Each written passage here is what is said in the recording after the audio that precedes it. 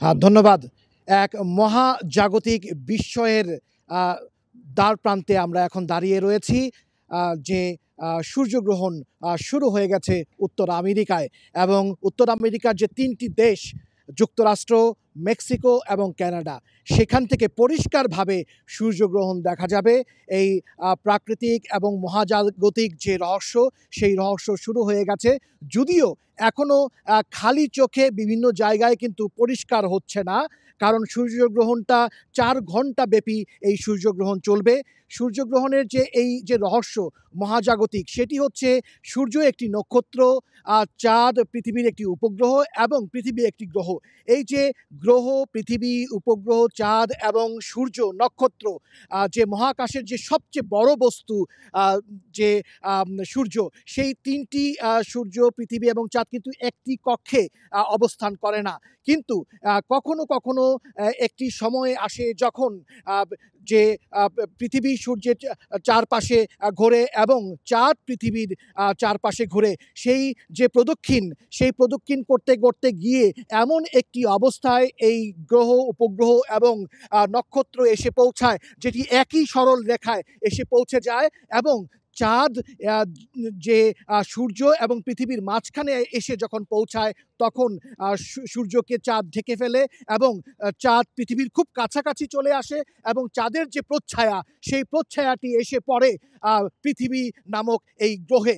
এবং সেই জন্য পৃথিবী থেকে খোলা চোখে মানুষ সেই সূর্যের যে আলো, সেই আলো দেখতে পারে না। চাঁদ ঢেকে ফেলে সূর্যকে। এই হচ্ছে মোটামুটি যে পৃথিবীর মহাজাগতিক যে রহস্য, সেই রহস্য। এবং সেটি শুরু হয়ে গেছে। একটু একটু করে সূর্য আস্তে আস্তে ঢেকে যাবে এবং সেটি খালি চোখে ধরা পড়বে। এই পৃথিবীর মানুষ তা দেখতে পারবেন। যদিও সেই প্রক্রিয়াটি শুরু হয়ে গেছে, কিন্তু পৃথিবী থেকে খালি চোখে বড় ধরনের কোনো টেলিস্কোপ ছাড়া সেটি কিন্তু এই মুহূর্তে মানুষ খালি চোখে দেখতে পারবে না। বিশেষজ্ঞরা যেটি বলে থাকেন, যে এই যে সূর্যগ্রহণের যে প্রক্রিয়া, মহাজাগতিক যে রহস্য, সেই রহস্যের ফলে যে বিকিরণ তৈরি হয়, সেটি কিন্তু অনেক পাওয়ারফুল। অন্যান্য স্বাভাবিক সময়ের তুলনায় সেটি 1800 মেগাওয়াট পর্যন্ত সোলার পাওয়ার তৈরি হয় এবং এই সোলার পাওয়ার তৈরির কারণে যদি কেউ খালি চোখে এই সূর্যগ্রহণটি দেখতে চান, তাহলে হয়তো তিনি মানে তার একটি ক্ষতিকারক রশ্মির প্রভাব তার চোখে এবং তার শরীরে পড়তে পারে। এই জন্য বিশেষ করে চোখকে বাঁচানোর জন্য বিশেষজ্ঞরা একটি বিশেষ চশমা তারা ব্যবহার করছেন এবং বিভিন্ন জায়গায়, নিউ ইয়র্ক স্টেটের বিভিন্ন জায়গায় এবং উত্তর আমেরিকা এবং কানাডার যেসব জাদুঘরগুলো আছে, যেসব বিজ্ঞান কেন্দ্রগুলো আছে, পার্ক আছে, সমুদ্র তীর আছে, যেখানে বিভিন্ন জায়গায় যে পর্যবেক্ষণ কেন্দ্র স্থাপন করা হয়েছে, শত শত, সেই পর্যবেক্ষণ কেন্দ্রগুলোতে এখন এইরকম রোদ চশমা, এরকম বিশেষ চশমা দেওয়া হয়েছে এবং এই চশমাটি পরে তারপরে কিন্তু খালি চোখে সেই যে সূর্য, সেই সূর্যটি দেখার ব্যবস্থা করতে হবে এবং তাতে করে যে ক্ষতিকর রশ্মি, সেই রশ্মি থেকে চোখকে বাঁচানো সম্ভব হবে। যদিও বিশেষজ্ঞরা বলছেন যে এই ক্ষতিকারক রশ্মির প্রভাব মানব শরীরে কিন্তু যে এমনটি নয় যে মানব শরীরে তাৎক্ষণিকভাবে সেটির প্রভাব পড়বে। কারো কারো তাৎক্ষণিকভাবে পড়তে পারে, কিংবা এটির একটি দীর্ঘমেয়াদী ক্ষতিকারক প্রভাব পড়ার ফলে এই রোদ চশমা, বিশেষায়িত যে চশমা, সেই চশমা ব্যবহার করে কিন্তু সূর্যগ্রহণ পর্যবেক্ষণ করা উচিত। আমরা এখন দাঁড়িয়ে আছি সেই মহেন্দ্রকণ্ঠীর জন্য, সেই মহাজাগতিক বিস্ময়ে দেখার জন্য, যে কিছুক্ষণ পরেই পুরো সূর্য ঢেকে যাবে, চাঁদ এসে পৃথিবীর মাঝখানে এসে পড়বে এবং একই সরল রেখায় এসে দাঁড়াবে এবং পৃথিবী থেকে পুরো চাঁদটি ঢেকে যাবে। এই মুহূর্তে আমি নিউ ইয়র্কে রয়েছি। নিউ ইয়র্কে কিন্তু খালি চোখে যে সূর্যগ্রহণ, সেটি দেখা যাচ্ছে না এবং এবং একটু পরেই কিন্তু সেটি দৃশ্যমান হবে। এখনো সূর্য কিন্তু প্রচণ্ড তাপ রয়েছে। আপনি দেখতে পাচ্ছেন যে প্রচণ্ড সূর্য আকাশে, কিন্তু কোথাও কোথাও, বিশ্বের কোথাও কোথাও, বিশেষ করে উত্তর আমেরিকার মেক্সিকো এবং বিভিন্ন জায়গায়, সেখানে কিন্তু মেঘের কারণে এবং অনেকটা চাঁদ, যে সূর্যগ্রহণ, সেটি দৃশ্যমান হওয়ার কারণে কিন্তু সেই সূর্যের আলোটি কিন্তু কমে এসেছে এবং পৃথিবী খানিকটা অন্ধকার হয়ে গেছে। অনেকেই মনে করছেন যে পুরো রাতের মতো অবস্থা তৈরি হবে প্রকৃতি, কিন্তু এটি কিন্তু নয়। বিশেষজ্ঞরা বলছেন পুরো রাতের পরিবেশ তৈরি হবে না, কিন্তু যখন চাঁদ পৃথিবী এবং সূর্যের মাঝখানে এসে পড়বে পুরোপুরি এবং পুরো সূর্যগ্রহণ হবে, তখন সন্ধ্যার আগের যে একটি পরিবেশ, সেই রকম একটি আলো আঁধারির পরিবেশ আসলে তৈরি হবে। এবং পুরো যখন সূর্যগ্রহণটি হবে, তার চারপাশে যে বৃত্তটি তৈরি হবে, এটিকে ডায়মন্ড রিং বলা হয়। সেই ডায়মন্ড রিংটি কিন্তু সবার ভাগ্যে কখনো জোটে না। পৃথিবীর বিভিন্ন জায়গায় বিভিন্ন সময়ে শতাব্দীতে এই ঘটনা ঘটে থাকে, এই সৌরজগতের রহস্য। এবং এই রহস্যটি দেখার জন্য শুধু নিউ ইয়র্ক নয়, নিউ ইয়র্ক স্টেটের, বিশেষ করে নিউ ইয়র্ক শহরে আমি যেটি বলছি, যেখানে বাংলাদেশিদের বসবাস, সেই নিউ ইয়র্ক শহরে 90% সূর্যগ্রহণ দেখা যাবে।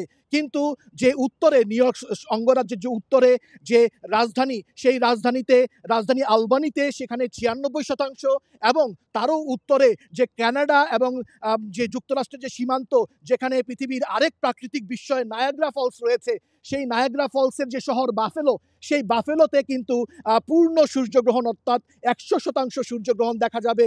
এবং সেইখানে এখন এই মুহূর্তে হাজার হাজার লাখো মানুষ নায়াগ্রা ফলস এবং বাফেলোতে জড়ো হয়েছেন। সেখানে বিভিন্ন জায়গায় পর্যবেক্ষণ কেন্দ্র স্থাপন করে একটি উৎসব মুখর পরিবেশে সূর্যগ্রহণ দেখার ব্যবস্থা হয়েছে। এবং এই মুহূর্তে নিউ ইয়র্ক সিটিতেও কিন্তু কয়েকশো পার্কে, জাদুঘরে, বিজ্ঞান কেন্দ্রগুলোতে এই সূর্যগ্রহণ দেখার ব্যবস্থা করা হয়েছে। মানুষ আস্তে আস্তে ভিড় করছেন। স্থানীয় সময়ে নিউ ইয়র্কের 3টা 24 মিনিটে, অর্থাৎ এখন থেকে আর 3 ঘন্টারও কিছু কম সময় পরে পূর্ণ সূর্যগ্রহণ কিন্তু নিউ ইয়র্কে দেখা যাবে।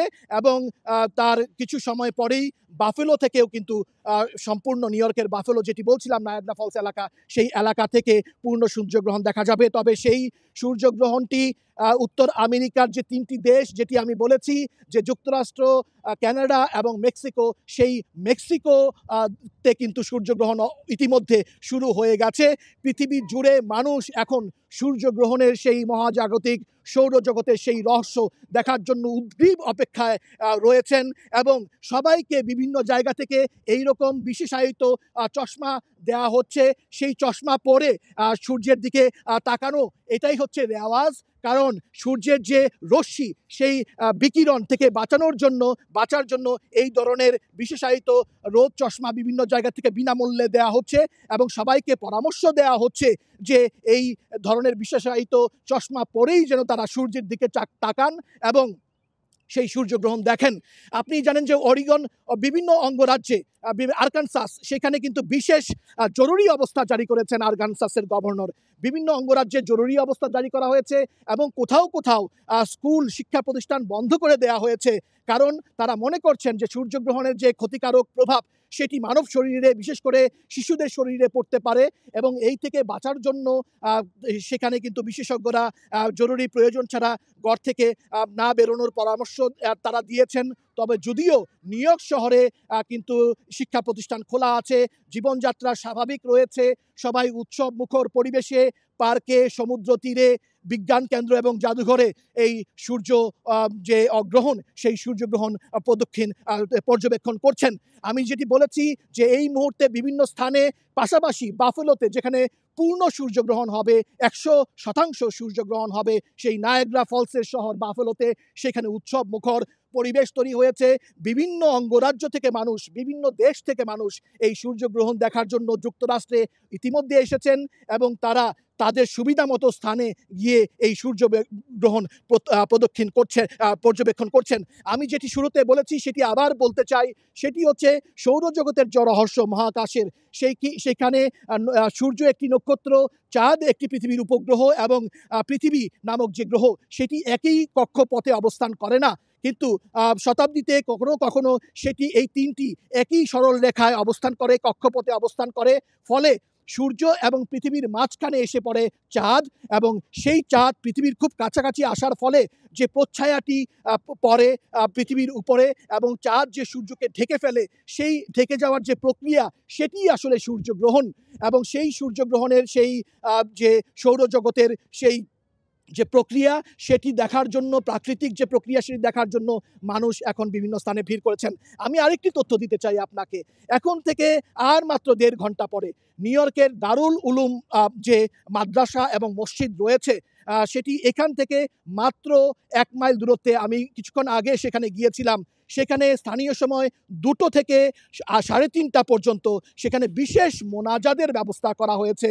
মুসলিমরা, বিভিন্ন ধর্মের মানুষরা তাদের মতো করে তারা কিন্তু প্রার্থনা করছেন। বিশেষ করে দারুল উলুম মসজিদ এবং মাদ্রাসা যে জামাইকার নিউ ইয়র্কে অবস্থিত, সেখানে বিশেষ মোনাজাতের ব্যবস্থা করা হয়েছে। তারা বলছেন যে মহান আল্লাহ তাআলার একটি নিয়ামত এই সূর্যগ্রহণ, এটিকে যেন পৃথিবী থেকে যেন এর ক্ষতিকারক কোনো প্রভাব না পড়ে, সেটি মহান রাব্বুল আলামিনের দরবারে তারা সেই মোনাজাতটি করবেন।